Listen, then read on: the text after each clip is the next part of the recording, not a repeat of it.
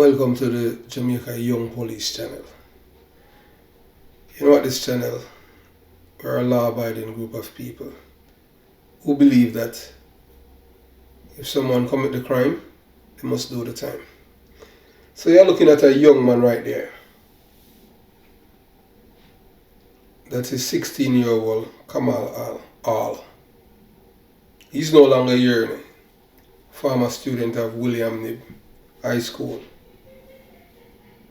He was killed, stabbed and killed by one of his schoolmates. And he was killed over his own property, not the student who killed him property. Because in Jamaica, this is how it works. I don't think there's no other place on earth that things evolve the way that it evolved in Jamaica. In Jamaica, the killer is the victim. Or you'll be like, is this man crazy or what? No, I'm not crazy. In Jamaica, the killer is the victim. And the victim is the sucker, the person who loses his or her life. So the person who killed by all standard in Jamaica, the killer is given a second chance at life. Mandatory. Yes, it's mandatory in Jamaica for killers to get second chance at life. It doesn't matter how many victims. And I do believe that if this is the consensus of the government, or if it's a plan by them that they want to reduce the population, they can do it a different way instead of do it like in that gruesome way that people using guns or whatever to kill other people, or knives. But this young man, his family received no justice. Yes, the 17-year-old William Nib Memorial High School student who pleaded guilty to fatally stabbing 16 years old Kamal Hall was sentenced to 4 years and 10 months in prison for manslaughter. So he intentionally predisposed with hatred, plan and execute his plan and kill Kamal Al. No,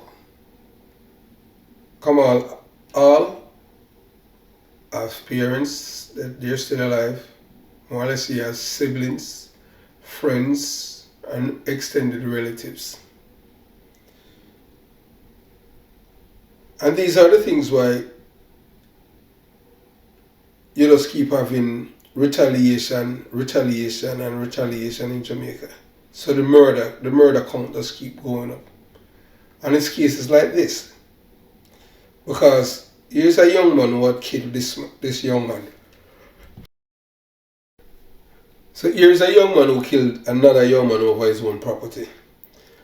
And the one who's no longer here, he has no second chance at life because the other man has taken his life. So he's no longer here. But the killer now is the one whose life the government is protecting now. Because in Jamaica, they don't release the names of people who commit crimes under 18. And our mass murderers in Jamaica are normally teenagers, because that's how the system is designed. But you see, in Jamaica, our lawmakers, they are not futuristic like in America and other jurisdictions, because most of them, they are criminals. They are coming from criminals' family. So they are sympathetic to criminals. So they write laws that benefit the criminals. So Jamaica is a criminal's paradise. Majority of the population are sympathetic to criminals. Oh, I'm poor. Lord, give the youth a break now. You didn't have to shoot him, so you could have shot him pin on him finger. And all kind of excuse that they make from them. The killers and the murderers in Jamaica. So they get the people programmed to be sympathetic to criminals and murderers in Jamaica.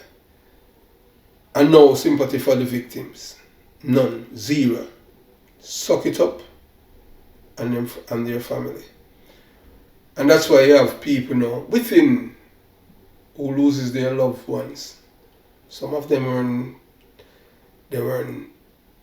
they had no intention of becoming any criminals, to pick up an illegal gun, to exact revenge, because they think exacting revenge is justice to them. Because the system, the court system, the government system and all is for the criminal.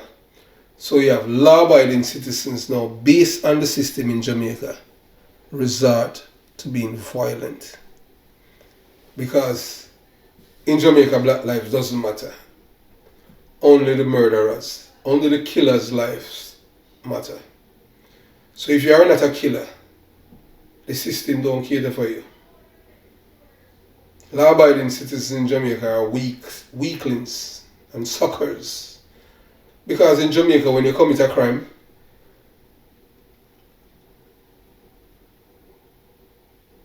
as soon as possible, the government will expunge your record and you become a decent citizen. So the same man who committed murder years ago and got his probation or whatever, that is the same man now walking with a legal gun, a convicted criminal, you know, because he has a clean record now. And look how close Jamaica is to the United States of America.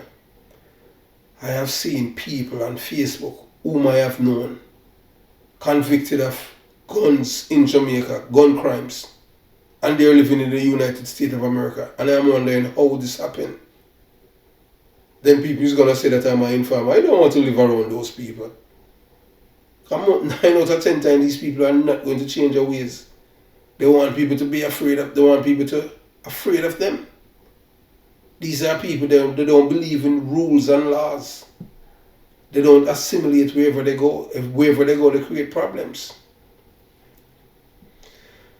So in this case, they said the defendant, whose name is being withheld, is a minor and was represented by attorney at law Marissa Dalrymple Philibert. Reporter, the 2 schoolboys were involved in a fight at the school during the lunch break on Monday, March 21st this year, over a gathering. A gathering that they believe that it has power, hobia, or voodoo. They feel that's how these people have no God inside of them no more. Church, because the church is telling the black people that up is down and down is up. They're like, well, no God don't exist then, because if God said this and you are telling us to do that, screw the church. So people stop going to church in Jamaica. So, people, so there's no morals or anything, no foundation for morality. So the world itself is on a path of destruction. Because once you have no standard, anything goes.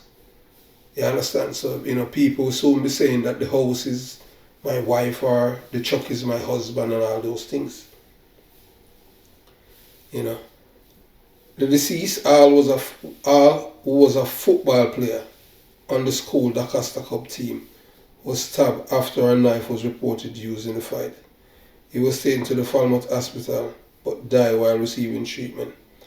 The attacker was later arrested and subsequently charged with murder.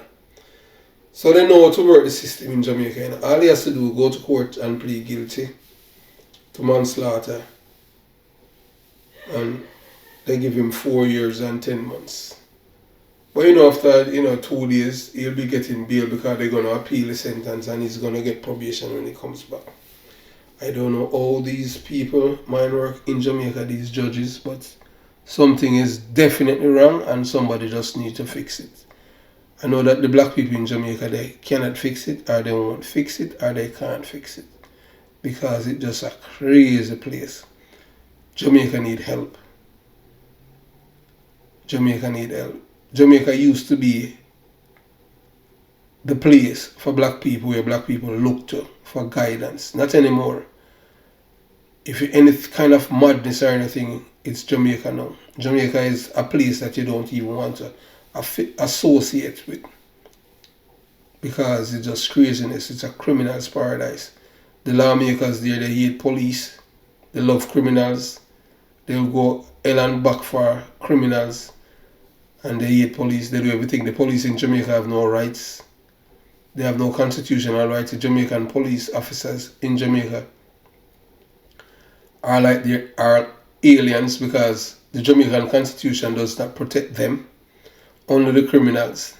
So everywhere, in every matter, when you delve in it, the system only benefits the criminals in Jamaica, not the law-abiding citizens.